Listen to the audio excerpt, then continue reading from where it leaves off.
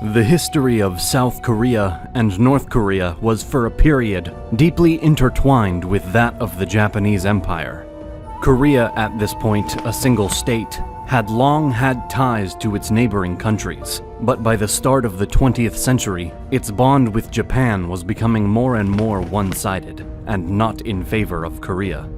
The Japan-Korea Treaty was a significant point in relations between the two nations, and was signed back in 1876, as Korea began its pull away from China. The goal was to grant Japan new trade rights with Korea, opening 3 ports, and also giving Japanese nationals in Korea extraterritorial rights. And while this agreement was signed by both sides, it was largely more beneficial for Japan, and had come about via gunboat diplomacy following the Battle of Ganghwa. Nevertheless, this was a huge step for the relationship between Korea and Japan. As Japanese citizens and merchants began to reach their new ally, the influence of the Japanese Empire began to spread. Not all Koreans were pleased by the uneven treaty, nor the Japanese Empire though, and this would lead to a bloody revolt by 1882. The situation would be resolved in favor of the Japanese that same year, however, and 2 years later, the Japanese Empire paired up with the Korean Progressive Party to stage a successful coup that resulted in the establishment of a Japanese puppet government. In the opposite, though, was the Chinese-backed Conservative Party, who called in their Chinese allies to reverse the results of the coup in an effort to push out the Japanese and put a stop to their expansionism. This worked for some time, but by the 1890s, the outbreak of a new peasant revolt would do just the opposite. In the spring of 1894, the Donghak Peasant Revolution had broken out, and the contemporary government of Korea reached out to China once more, this time for help putting down the rebellion. The Japanese, who had still had their sights set on Korea, saw this as the perfect excuse to interlope. Their strategy was to accuse their neighbors of breaching the Convention of Tietzin, and thus launch an allegedly justified military intervention to counteract China. This would trigger the First Sino-Japanese War, which would ultimately be won by the latter. The treaty to end the clash allegedly secured the full autonomy of Korea, although, now more than ever, Japan was in the perfect position to play puppet master. Beginning this period with the assassination of Queen Min of Korea, the queen's husband, Go-jong, nevertheless survived, and remained king until declaring the establishment of the Korean Empire in the fall of 1897.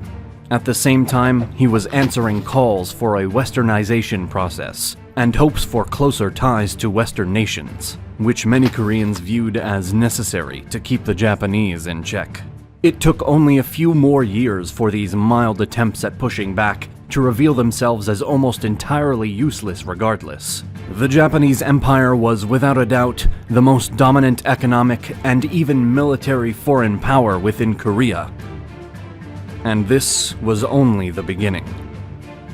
After successfully defeating their only viable rival in the region with the Russo-Japanese War, Japan now aimed to install some serious changes throughout Korea, ranging even as far as establishing the Union of Military Arms and replacing Korean government officials with Japanese citizens. And in spite of resistance from many Koreans who saw the Japanese as a looming threat to their freedom and independent identity, these reforms would eventually be passed after the Yulsa Treaty of 1905. Which turned the newly autonomous Korea into a protectorate of the Japanese Empire.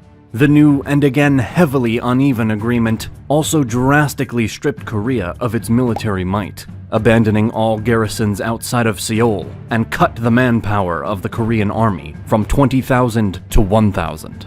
There was further discussion of the Japanese taking over the Korean police realm as well, but at this point, Korea did still have its own emperor and authority. Japan, of course, was not satisfied with such a fact. When Emperor Gojong attempted to send envoys to the Second Peace Conference in The Hague, the Japanese used this as an excuse to tighten their hold on Korea as a whole, and thus, in the summer of 1907, forced the Korean ruler out of his position and ensured he be replaced by Emperor Sunjong. This was then followed by yet another treaty, which essentially gave Japan full control over the Korean government. Now, Japan's resident general in Korea had total authority to choose all high-ranking officials within the Korean government, and all of his picks must be Japanese, not Korean.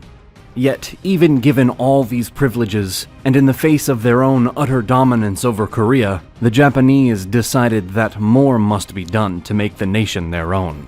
In August of 1910, Japan officially annexed Korea. This was accomplished through, once more, a treaty which stunningly favored Japan, this time known as the Japan-Korea Annexation Treaty. Its 8 articles laid out the final pieces of the foundation needed to give Japan full rule over Korea. And while the annexation itself had been non-violent, there was terror still to come for the Korean people. In the first year of what was essentially police rule over the country, Japanese authorities arrested hundreds of dissenters and opponents. Some sources believe roughly 700 were thrown into prison, and many were tortured, which shone a clear light on why Japan was able to easily take the nation to begin with. Nevertheless, the Japanese wanted to convince Koreans that this annexation was the right thing to do, and that Koreans were all too similar to the Japanese to be their own nation. And yet somehow, Japan saw its people as both the same and different to the Koreans, and opted for portraying itself as a civilizing force for what it deemed a backwards people. Korean culture was plundered. The language, the religion, nothing was off limits. Shinto shrines that were originally built for the masses of Japanese immigrants to Korea soon became mandatory places of worship for everyone. Japanese language and education were also used to assimilate the Korean people and strip them of their own cultural identity.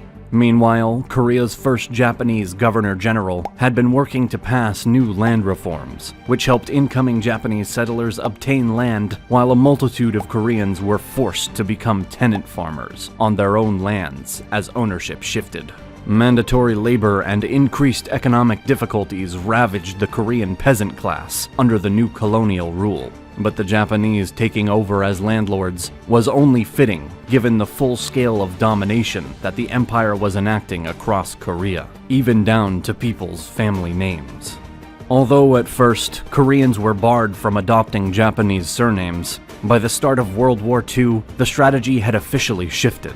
Now, the new policy was that Koreans actually should adopt Japanese names, and many would eventually do so, while those who didn't were punished with being cut off from the bureaucracy and privileges even as simple as mail delivery.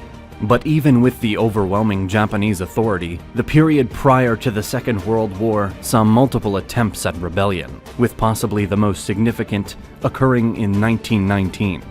Dubbed the First March Movement, this series of demonstrations brought together over 2 million Koreans who hoped for an independent Korea.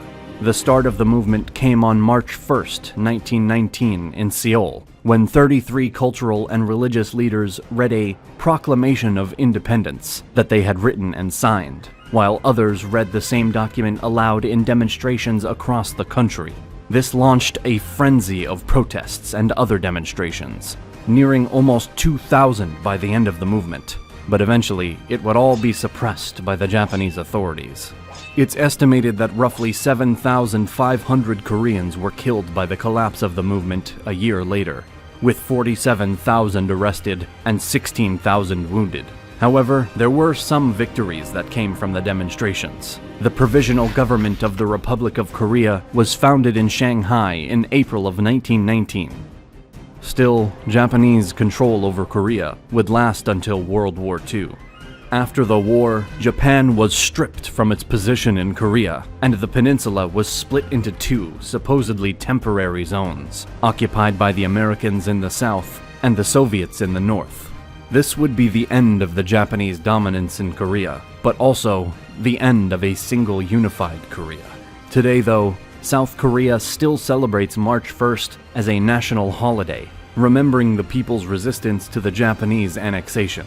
And despite the extensive efforts made by the Japanese Empire to assimilate Koreans and erase their own identity, now Koreans are still Koreans with their own culture, language, and history.